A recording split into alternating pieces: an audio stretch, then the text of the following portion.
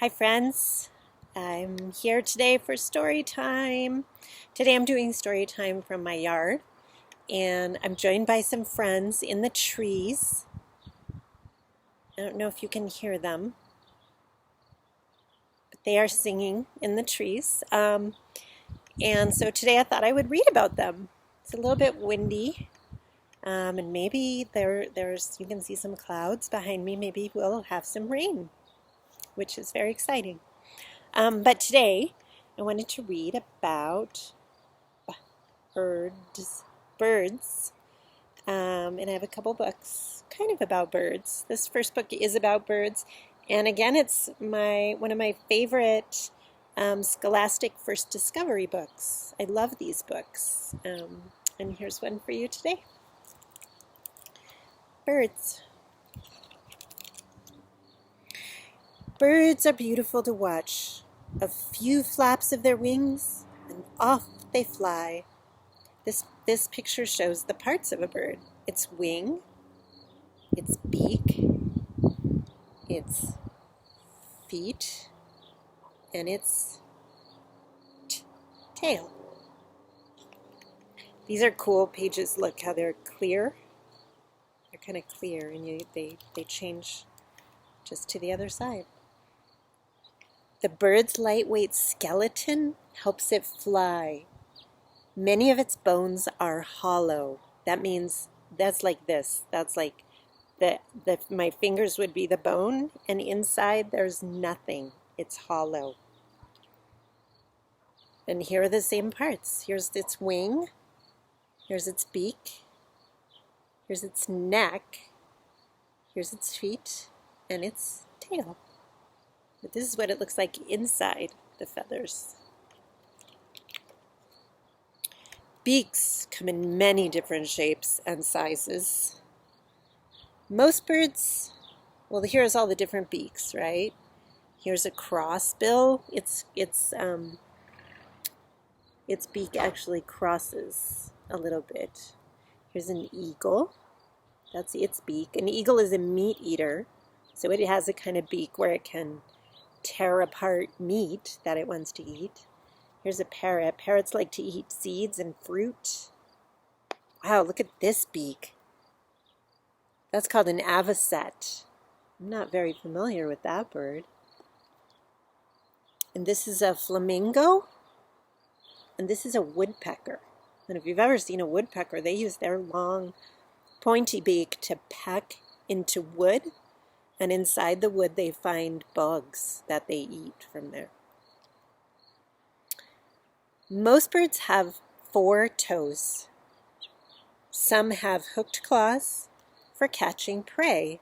That would be like the eagle would. So here's a thrush's, the bird called a thrush. That's its feet. A buzzard. An ostrich. An ostrich uses its feet for running and also for kicking and protecting itself. Here's a duckfoot. It looks kind of different, right? Because it needs it for swimming. Here's a coot bird, and here's a grebe. Those are some different kinds of bird feet. I hope you can see the pictures very well. The light is a little different outside. Birds are covered by feathers. As old feathers fall out, they are replaced by new ones. You can sometimes identify a bird by looking at its feathers. That means if you found this feather, you would know it belongs to a bird called a jackdaw. And this one is a seagull feather. And this one is a parrot feather. Remember we saw the parrot on this page. That's a parrot. And so it's green and blue, and that's its feathers. And these birds are a falcon. That's another meat eater, like an eagle, a parakeet, and a flamingo.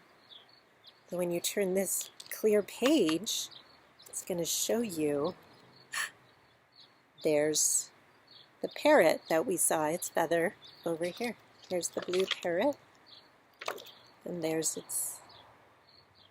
that's its feather, and there's the parrot. And on the other page we saw the parakeet, And here's its feather. And here's the falcon's feather, that meat eater I was telling you. Here's the seagull. We saw its feather. And the jackdaw. See, we saw that one and it was very blue. And that's the feather that comes from that bird. Most birds build their nests the same way their parents did. But some, such as the yellow warbler, lay their eggs in other birds' nests. So here's some different nests. There's the warbler. And it just lays its eggs in someone else's nest. It doesn't even build its own nest. Here's a swallow. Swallows build their nests out of mud, and they build them up underneath a roof. So you could see sometimes a swallow's nest made of mud up there. Here's a weaver bird, how it makes its nest. And this is called a grass sedge warbler. Look, it looks like it's made its nest out of grass. And here's a stork. Its nest looks high up. This is like in someone's chimney. Birds lay their eggs and raise their young in their nests.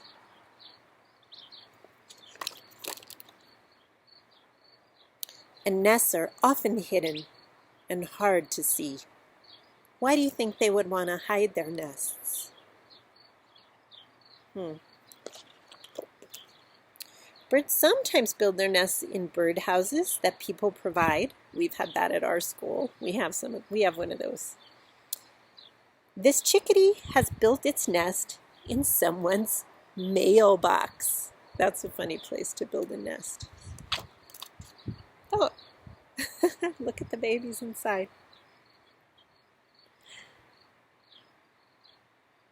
You see all those babies in there? And the mom peeking her head in to the mailbox.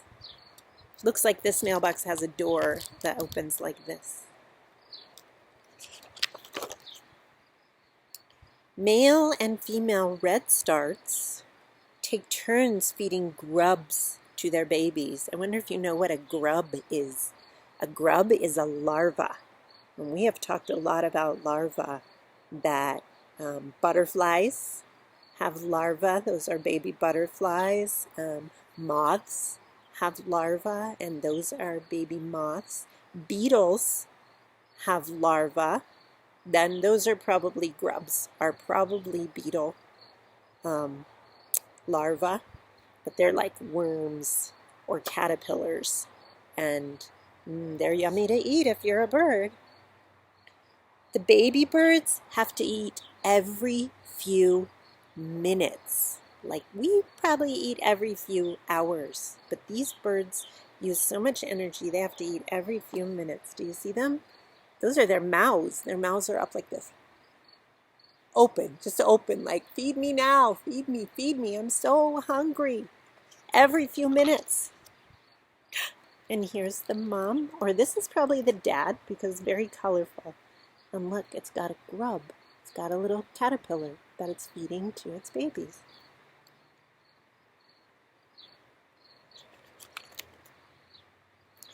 Who sleeps during the day and hunts for mice and other small animals in the dark of night?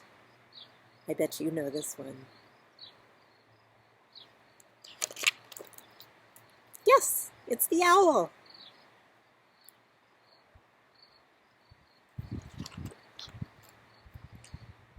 The male peacock's feathers are more brightly colored than the female. That's often true for birds, that the boys are more colorful than the girls.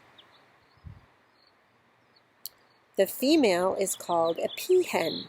She is smaller and does not have a brightly colored train. Look at this brightly colored train. Peahens are actually brown. They don't show a picture in here. I wish they showed a picture of the peahen for you, because she's the girl and she looks so kind of a lot different. The spectacular male peacock spreads his brilliant feathers to attract a female. So he wants to find a female bird to have babies with and make eggs with. And how he gets her attention is by spreading out his beautiful tail feathers. To protect themselves from enemies, many birds have feathers that blend in with their surroundings. See if you can see the bird here and how it kind of looks similar to its surroundings. And then, this is the same bird. This is the same bird. The ptarmigan even changes color in winter to blend in with the snow. So this is what the ptarmigan looks like in winter. And this is what it looks like in summer when things are green and brown. In the autumn, when the weather turns cold, some birds fly south to warmer climates. Each breed of bird travels in its own formation. That means they have special... You hear the birds? I think they like this story. Look, you'll see geese. They make like a V shape. Storks fly like this together. And swallows fly in a different kind of shape. And crows, this one's very hard to see. I hope you can see it. Crows fly more like that. When you have a bunch of crows together, they call them a murder of crows. There's also a different word for different kinds of birds, groups of birds. How you call the group might have a different name. The ostrich is the largest bird in the world. And the smallest is the hummingbird. Do you see the hummingbird next to the ostrich? They're very different sizes. An ostrich can weigh up to 300 pounds. And some hummingbirds weigh less than 1 ounce. That's like a tiny little part of a pound. It's just 1/16 of a pound. It's a tiny little piece. There are more than 9,000 different kinds of birds, and most are a great help to people. Some, like sparrows, robins, and bluebirds, help farmers by eating insects that feed on their crops. So if you're a farmer and bird comes and eats the grubs or other bugs that are eating the things you're growing, that helps you. Others, like parakeets and canaries, are pets whose singing brings joy to their owners. And as you can hear, there are many birds out in nature that also sing, and they bring us great joy too. I love to wake up in the morning to all the bird song, and in the morning when the birds come out and sing, that's called the dawn chorus. So that the dawn is when the sun comes up, and a chorus is when groups are singing together. So the dawn chorus is all the birds singing together. That's the end of this book, and at the end of this book they tell you a lot of other first discovery books that there are, and we'll be reading some more of these first discovery books because I have a collection, because I love these books, and I think they're great for kids. I heard that the Santa Fe Public Library is open. If you have a special book you'd like to read and you don't have it at your home, you can let the library know and they will get it ready for you, and you can come pick it up. Even though we can't go inside the library right now, you could pick up a favorite book if you ask them for it. So I'm going to recommend that to you. If you have your library card, ask for a book that you love. I have one more book for us today, and it's kind of about a bird. The character's a bird, but this is a fiction story. That means it's pretend, and the character in it is also pretend, and his name is, what kind of bird is he? He's an owl, so his name is Owl, and this book's called Owl at Home. Owl at Home. And guess who it's by? It's by one of my favorite authors, Arnold Lobel. He's the one who wrote our favorite books of Frog and Toad. But he also writes other books, and this is one of them, and it's called Owl at Home.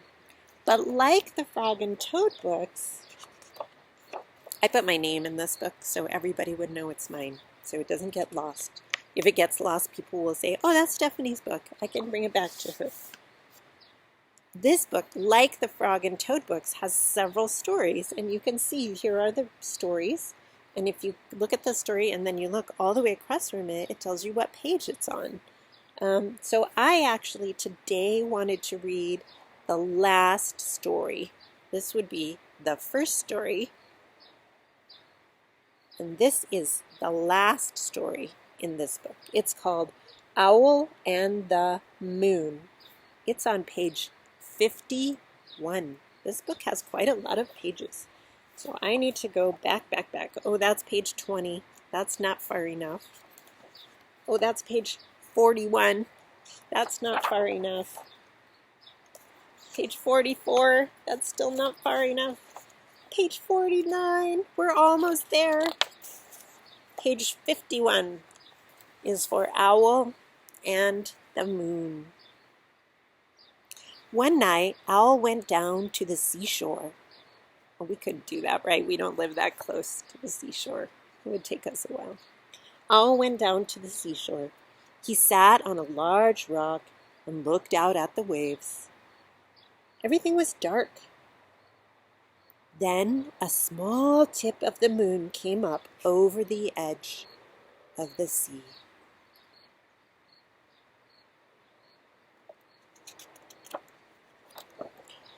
Owl watched the moon.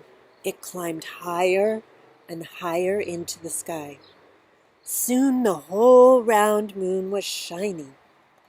Owl sat up on the rock and looked up at the moon for a long time.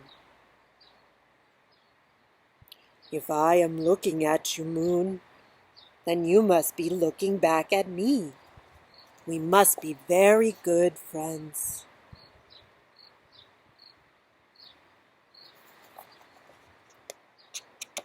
Oh, I forgot to wear my mask today. If I were really with you, I'd be wearing my mask today. Just a reminder. Because I'm here in my yard and no one else is with me, I don't have to wear my mask. But I could be practicing at home at any time. The moon did not answer, but Owl said, I will come back and see you again, moon. But now I must go home. Owl walked down the path. He looked up at the sky. The moon was still there. It was following him.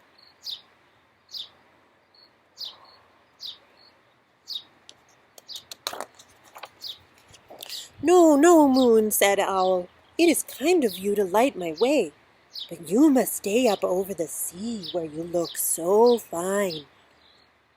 Owl walked on a little farther. He looked at the sky again. There was the moon, coming right along with him. Dear moon, said Owl, you really must not come home with me. My house is small. You would not fit through the door, and I have nothing to give you for supper. What do you think the moon eats? Do you think the moon eats supper?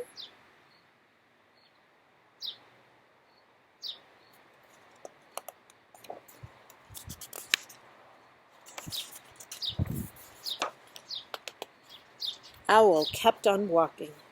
The moon sailed after him over the tops of the trees. Moon, said Owl, I think that you do not hear me. Owl climbed to the top of a hill.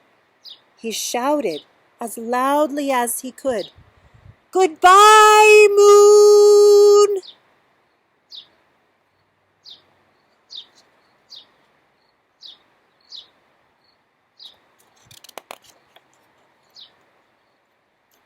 The moon went behind some clouds. Owl looked and looked. The moon was gone. It is always a little sad to say goodbye to a friend, said Owl. Owl came home. He put on his pajamas. Oh, du papa!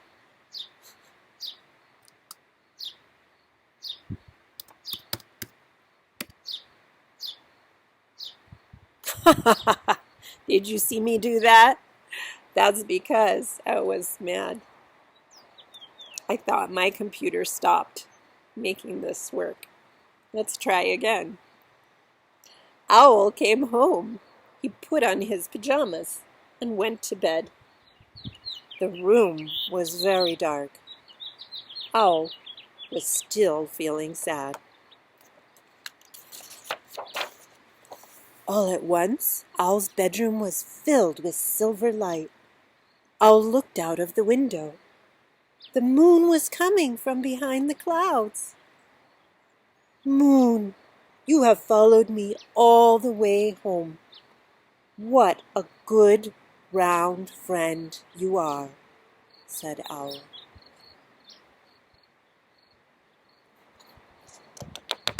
That is not the end. Then Owl put his head on the pillow and closed his eyes. The moon was shining down through the window. Owl did not feel sad at all. It does feel very comforting to have a friend with you. I'm very glad that you joined me today for story time. I think the light is changing a little. I hope you will get yourself a book from your shelf or from the library, and that you will do some more reading. If you want to read Arnold Lobel, he is one of my favorite authors. And there is Owl on the back of the book. I can't wait till I can be with you again, but remember, kind of like the moon, even if your friend is far away, you can still be thinking of them and knowing that they are a very good friend to you. Goodbye.